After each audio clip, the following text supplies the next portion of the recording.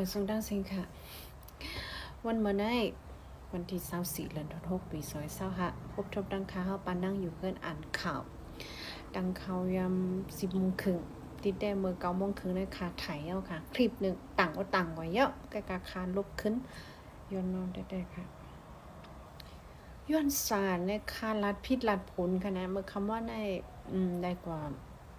ตั้งนองเหตุการณ์ในกู้โสถอมตะลาลึกเป็นอีกหนึ่งค่ะนะนอนนำอิ่มเลยว่าเมืองมิดเนี่ยเป็นเมืองใต้ปอดของในคาก็หูลิคาก็เป็นใต้ปอดของตนตีเมืองใต้ปอดจานก็หูลิตึงลาดกว่าว่าเมืองใต้ปอดของลองไว้น้ำหนักเหนือการข่าวมันดอกไรมีย้อนนั่นแหละค่ะลบเป็ดกำไรเต็มมาเต็มมาค่ะนะข่าว SPP ปฏิมาสูงจึงใต้เนื้อเพจSPP M4 ก็ต่างไว้ค่ะนะเพราะว่าในวันที่23เดือนธันวาคมปี2025ข้าวย่ำกลางเนินหมอก10 โมงในค่ะเนาะตีอันปฏิมาสูงจึงใต้ปักเซาไว้นั่นซุ้ม TNLA ตาอ้างเขาเอาสายซึก3สายซึกเสกลโลตึกโทซึกเข้ามาในค่ะย้อนอะไรไล่เป็นปังตึกกว่าเนเก2จุ้มเนเวงเมืองมิดเมืองใต้ปอดหอกในค่ะเนาะเนเจเวงเมืองมิดหิมวันในได้ย้อนนอมแต่คำหูคณะไผ่ใต้มันห้องว่าไผ่มันได้ก็เตรียมไว้ว่าโมเฮาเจว่าเอาสุในค่ะเนาะผู้ที่ตามการจังเจว่าฮู้ว่าไผ่ใต้ห้องจึงในก่อนลาดมาเป็นอินค่ะเนาะคอมเมนต์เข้ามาไหลลองดูซุ้มตั้ง2 ไผ่ได้อำได้รัดสังคนะเนื้อข่าว SPPM ผมก็ลงไว้หมอกในไว้ค่ะข้อมูลมันย้อนนั่นแหละข่าวก็เตรียมเอามาลาดอันลือมันสังเตลาดจอมหนังข่าวอันเขาเตรียมไว้นั่นก็ค่ะนะว่าเหเป็นปังตึกกันจูเก็บกำป้อหึงสังกาภาย TNLA ถอยออกกว่าขึ้นนี่แหละปังตึกก็เลยกึดยืดเป็ดในค่ะนะปังตึกก็กึดไปแล้วสึกเป็นเนาะนี่ค่ะข่าวมันก็เลยมาหมกในไว้ค่ะเนาะเมืองใต้ปอดของเมืองมิดค่ะนะTNLA ตั้ง SPP เป็นปังตึกกันกว่าในวันเมื่อว่าจุดเก็บกำเนี่ยค่ะสืบเส้นได้ก็เอาค่ะมาถมด้วยทางข่าวเกี่ยวกับรถก้ารถเครื่องอันลงปองจึงของสิซึ่งมันเขาซิมอันเขาแหล่หายอดตั้งเลือนในนั่นค่ะนะเติ้งป่ากือในค่ะดอกประกูได้ภาย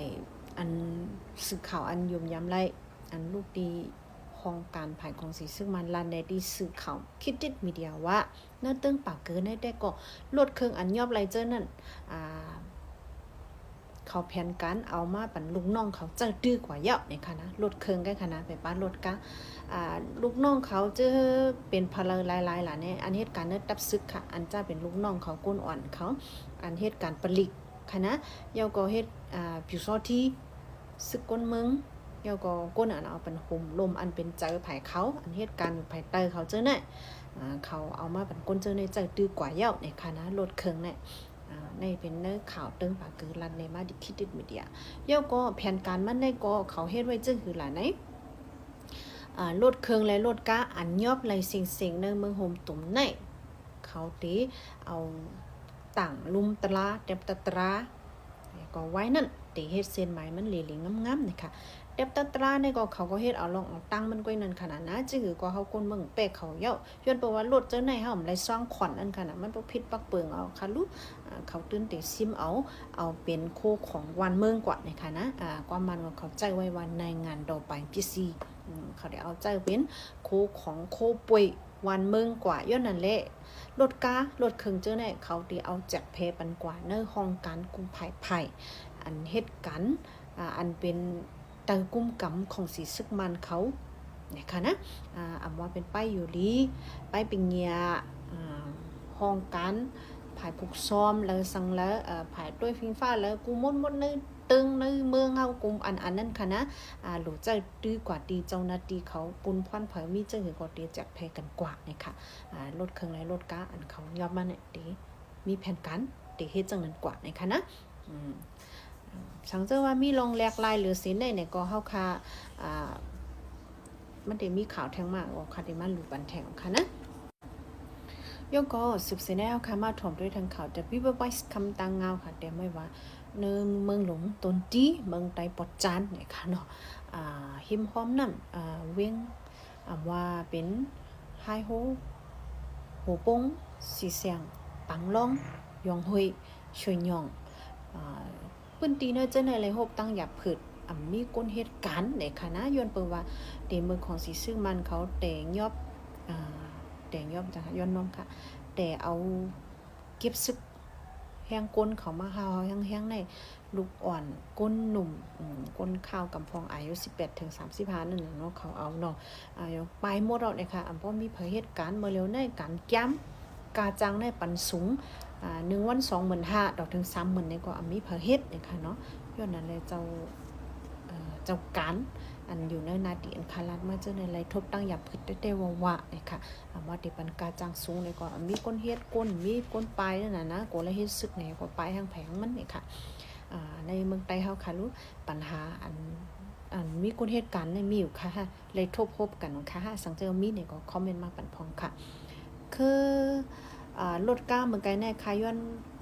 คุกคนแทงอีนึงเนาะสังเจอว่าใครหูโหย้อยมันเขาเมื่ออ่านในเนื้อคลิปเด็ดมีเดียค่ะนะเปลี่ยนไว้ไผมันค่ะมันยาวนะป้นตีสังเจอค่ะเด็ดเปลี่ยนมดมาลายมดเนี่ย10 นาทีกว่ามันโป้ค่ะนะข่าวโหเลี้ยวย้อนนั่นแหละสังเจอใครหูโหย้อยมันเขาเมื่ออ่านไรเย่ก็ข่าวอิรอดีต่างมาเมื่อไกลในค่ะนะปังตึกอันเป็นในแกอิสราเอลและเมืองอิหร่านในตัวจอมจึงเมืองอเมริกันโดนัลด์ทรัมป์ออกมายืนยันแล้วค่ะว่าป่นมาเมื่อวานในเขาอุกอู้กันตั้งวันตั้งคืน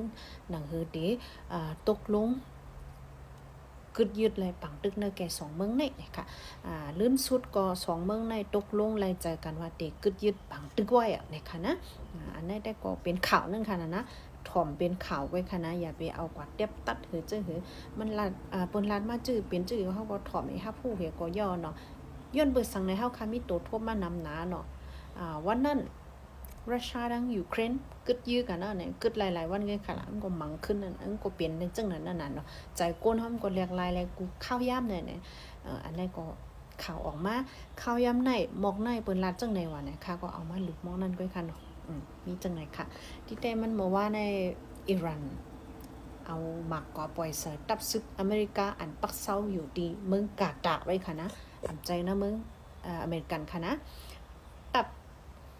อเมริกันอันกว่าปักเซาไว้เนื้อต่างเมืองนั่นอิหร่านเนี่ยเอาหมักก่อปล่อยใส่เท่าไหร่ค่ะค่าที่เฮ็ดแทงห้างมันแทงโหนะเฮอวินหายตัวอเมริกันนั้นมันดีสนใจนะอันนั้นก็มันใจข่าวแหละค่าก้อยที่มาเฮ็ดคลิปแทงอันเห็นลงยังก็มีมาแทงว่า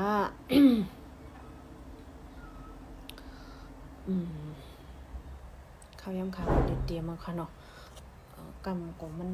สั่งต่อเพราะนั้นก็ขย้อนลัดขันค่ำค่ะนะขันค่ำ1 แก้มได้80 เซนไป 50,000ค่ะนะเงินไทย1 วันไล่อยู่ปัก3คันไป5ยะอเมริกัน1 ดอลลาร์ไล่อยู่4 เฮง